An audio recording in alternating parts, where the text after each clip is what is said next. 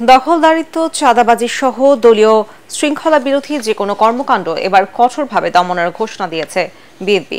শেখ হাসিনার পতনের পর এরই মধ্যে বিভিন্ন অভিযোগে প্রায় 100 নেতাকর্মীকে বহিষ্কার, শোকজ সহ নানা শাস্তিমূলক ব্যবস্থা নিয়েছে দলটির হাইকমান্ড। শীর্ষ থেকে শুরু করে তৃণমূল পর্যায়ের নেতারা বলছেন, স্বৈরাচার মুক্ত বাংলাদেশে বিএনপিকে ঘিরে জনগণের যে আকাঙ্ক্ষা তা কোনোভাবেই ভুলণ্ঠিত হতে দেয়া যাবে না। মইনুল হাসানের রিপোর্ট। ছাত্র জনতার গণঅভ্যুত্থানে শেখ হাসিনার পতন ও দেশ ছেড়ে পালিয়ে যাওয়ার পর দেশের বিভিন্ন স্থানে আওয়ামী লীগের দখলে থাকা টার্মিনাল, হাটবাজার, রাজনৈতিক দলের কার্যালয় দখল শুরু হয়ে যায়। এসব ঘটনার সাথে বিএনপির স্থানীয় পর্যায়ের নেতাকর্মীদের নাম উঠে আসে। এসব ঘটনা বিতর্কেরও জন্ম দেয়। বিব্রত হন শীর্ষ নেতারা।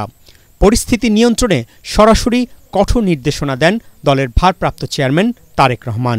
কোনো প্রকার অনৈতিক কিংবা অনধিকার চর্চায় লিপ্ত হবেন না। প্রতিটি নেতাকর্মী, সমর্থক, শুভাকাঙ্ক্ষীকে মনে রাখতে হবে, জনগণ বিএনপিকে বিশ্বাস করে।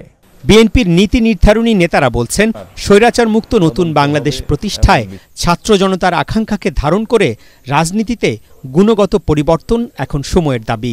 বাংলাদেশের রাজনীতিতে যে নতুন সূর্য উদয় হয়েছে, এখানে চাঁদাবাজ, মাস্তান, দুর্নীতিবাজদের কোনো রাজনৈতিক দল যদি প্রশ্রয় দেয়, তারা বাংলাদেশের মানুষের সম্মুখীন হতে পারবেন।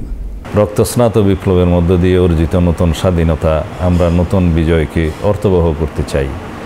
সুতরাং আমাদের সবাইকে ধৈর্য ধারণ করতে হবে, শৃঙ্খলা ফিরিয়ে আনতে হবে। বেশিরভাগ ক্ষেত্রে কিন্তু আমাদের নামে, বিএনপির নামে অন্য কেউ সুযোগগুলি গ্রহণ করার চেষ্টা করছে। মানুষকে শান্তি দিতে হবে, সুখ দিতে হবে, আইনের শাসন, ভোটের অধিকার মুখে বললে হবে না, এগুলি পরিবর্তন করতে হবে। আর আমরা ছেলে মেয়েদের মনে করতে পারি কিছুই বুঝে না। আমাদের ছেলেমেয়েরা ওরা যে কত বুঝে, কত সাহসী, প্রমাণ করে দিচ্ছে তো আমাদের চেয়ে সাহসী তারা। তাদের চোখ ফাঁকি দেখে এগুলি করা যাবে না। নেতারা এও জানান, এরই মধ্যে নানা অভিযোগে নীতি নির্ধারণী ফোরাম থেকে তৃণমূল পর্যায়ে অনেকের বিরুদ্ধে শোকজ, বহিষ্কার, মামলা সহ নানা ব্যবস্থা নেওয়া হয়েছে। দলের মধ্যে থেকে বের করা তো বড় কথা না, এদেরকে তো আইনের সম্মুখীন হতে হবে। যে কোনো ধরনের চাঁদাবাজি, মস্তানি, দখলদারি, এই সংখ্যালঘুদের উপর কোনো ধরনের সুযোগ নেওয়া, এর কোনো সুযোগ নাই। কিছু বিচ্ছিন্ন ঘটনা তো হয়েছে, এ দলের নাম ভাঙিয়ে বিভিন্ন সময় বিভিন্ন কিছু করে, সেটার জন্য ঢালাওভাবে আমাদেরকে অভিযুক্ত করার কোনো কারণ নেই। আমাদের চেয়ারম্যান সাহেব ক্লিয়ার করেছে, তারেক রহমান সাহেব, যে কোনো প্রকার বরদাস্ত করা হবে না, এবং ওই কথা দল থেকে বহিষ্কার না, খালি প্রশাসনের কাছে হস্তান্তর করে দেওয়া হবে। এটিএন বাংলাকে বিএনপি নেতারা আরও বলেন, আওয়ামী লীগের আমলে হামলা, মামলা সহ অবর্ণনীয় নির্যাতনের শিকার হলেও কোনোভাবেই আইন নিজ হাতে তুলে নেওয়া যাবে না। বিএনপি নেতাকর্মীদের এই বার্তা স্পষ্ট করে দেয়া হয়েছে।